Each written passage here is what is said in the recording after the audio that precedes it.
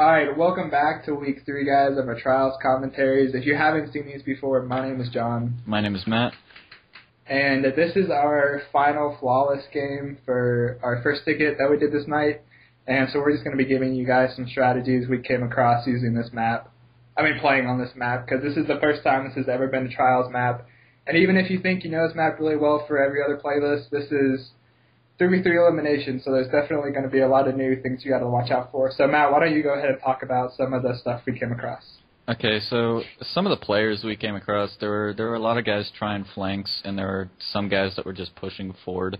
We're going to go over some ways to counter that. First of all, we're going to go over some of the defensive aspects of this map, and setting yourself to push in from safe positions after you get a kill.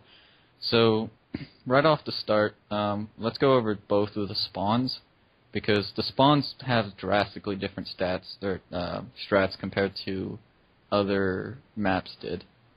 Usually it doesn't really change what you did all that much, but on this one it is drastically different. So talking about the beach first, since we're on the beach, and that is generally our better spawn.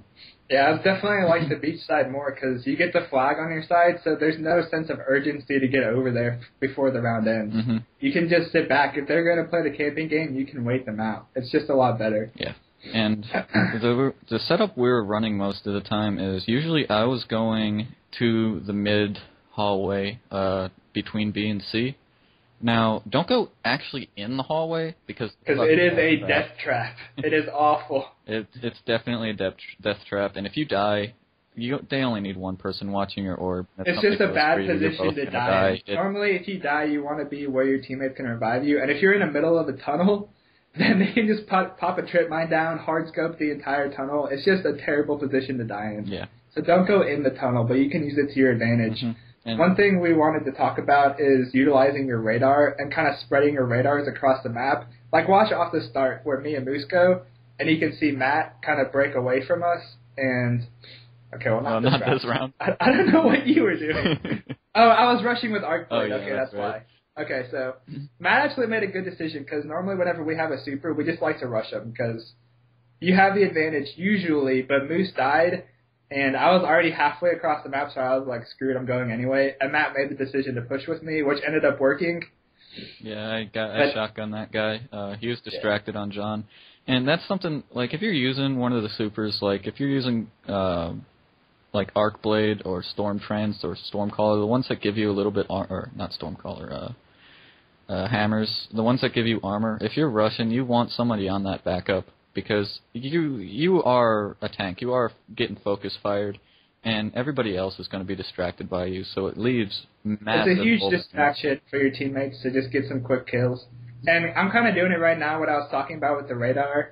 But basically, if you guys are constantly right next to each other on this map, because it's so big, you can't really use your radars effectively to guard against flanks. Mm-hmm. So what we normally have Matt do is he pushes off to the side. So his radar is not where ours is, so he can see like a larger view than we can. Yeah, and that's why we get center tunnel. And it actually has double effectiveness because if you have your mark on tunnel, usually someone's watching you, so that eliminates that guy while also being able to see exactly what what your team is doing or what they're doing. Yeah, and most teams, if they're smart, they're not going to see a dot on the radar and think to challenge immediately because they don't know how many people are over there. Mm-hmm.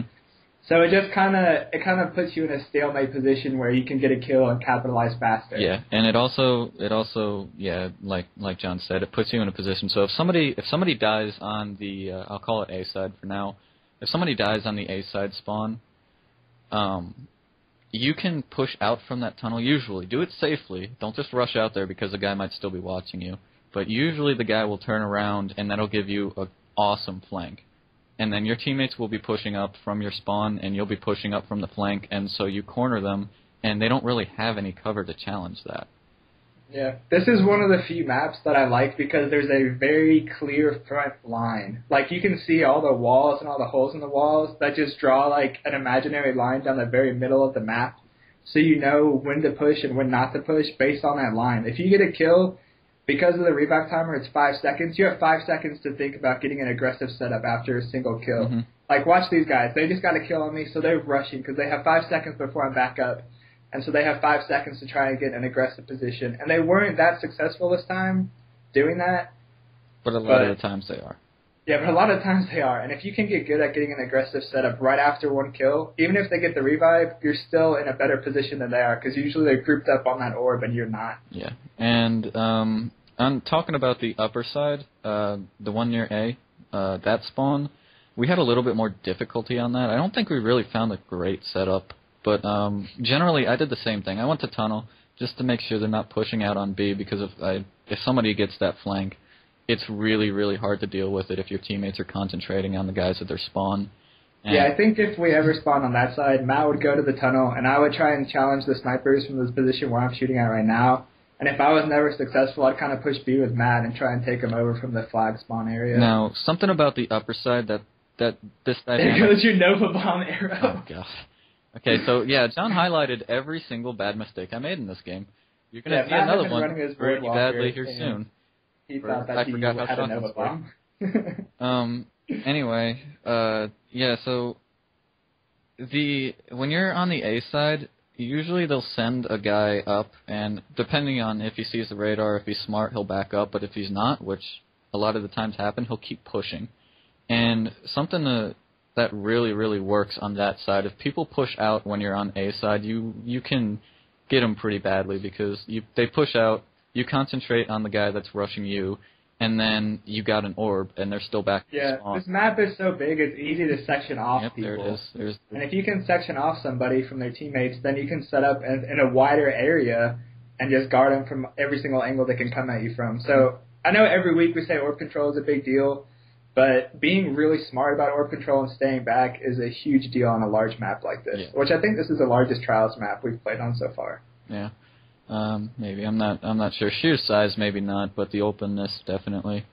Yeah. So that was the final round. Thankfully, it felt so good to be done with, man. Yeah, we were. John was getting sweaty as F. Yeah, well, we kind of fell apart because we won the first couple rounds really easily. So I was getting cocky and just challenging their snipers. But if you noticed in that round, I played a lot safer, and I kind of didn't challenge anybody because I didn't want to die. And even though I did die, whatever. Anyway, even though the game's over, let's talk a little bit more about how to orb control on this map. So if one of them goes down, generally you don't want to just rush the orb because the other two teammates are there and they're probably set up pretty well. So just this is not a shotgun rushing map. Like, we've had a few shotgun rushers and we just destroyed them every time. But because you can sit back in the beaches on both sides, there's just places you can just back up and defend yourself from against shots. So if you're a sniper pulse rifle guy, this is going to be your week for Trials, man. Yeah. Go ham. Go crazy. This is not the week for your auto rifle shotgun people like it was last week. No, it's not. Anyway, Thank God, too. Sniper orb control is really powerful here. If you're able to get the revive snipes, you want to stay on that orb with your sniper and let your teammates push around the flanks. Yeah, your job as the sniper is to lock down that orb so your teammates can move in and see what they're doing. Because it's just... knowing you have someone for that revive snipe frees up your teammates to ignore the orb and focus on them. Mm-hmm. And another thing we wanted to talk about is the power of B. So if you find that you're not beating them on the front in the spawns and you want to try something new, if you send all your guys over to B, you can usually win over there. If they go in the building, up. We're still talking about spreading out your radars, but using B as a centerpiece for your team, basically. Yeah. And you can do that very easily from the beachhead or from C spawn, but on A spawn, not so much. B is kind of like you can rush B, but it's not nearly as powerful. And we saw a ton of teams doing that when they didn't spawn beach. That was the first place they went. They just rushed B because they knew that's where the flag spawned, and they wanted to control it, which isn't a bad idea. But I'm just saying it did. Some teams it did work against us because they got really, really good setups, and we couldn't push out of any angle because they were all close together, and there's a lot of cover there when you're pushing. Like if you're still on C and they have B, it is hard to push in. Yeah, it's just a strategy to think about because, like we always talk about, there's 9 rounds in every Trials game, and you can't do the same strategy every single round.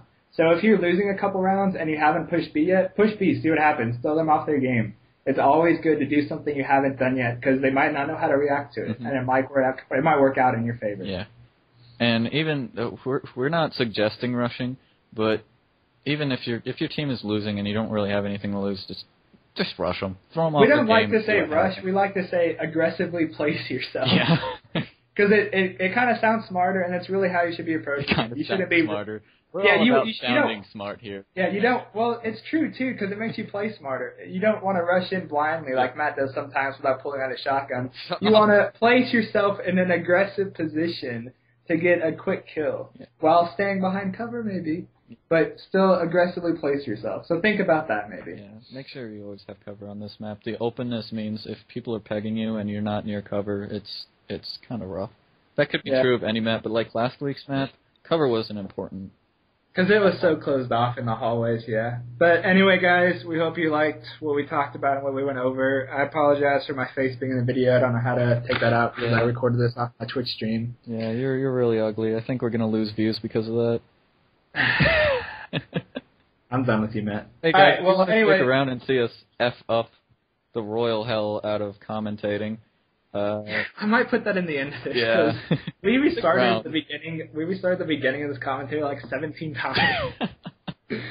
But all right, guys, let us know what you liked and didn't like, and if you have any questions, we will respond to it on Reddit or YouTube. If you have any questions about specific strategies, or if you guys are just getting really frustrated with this map and you want help, just ask us, man. We're here to help. Yeah. So we'll comment and ask us questions. All right, talk to you guys next time. Peace. Bye. All right. Test. Matt, test. Test. One word. Hmm? You said one word. Test. Test. All right.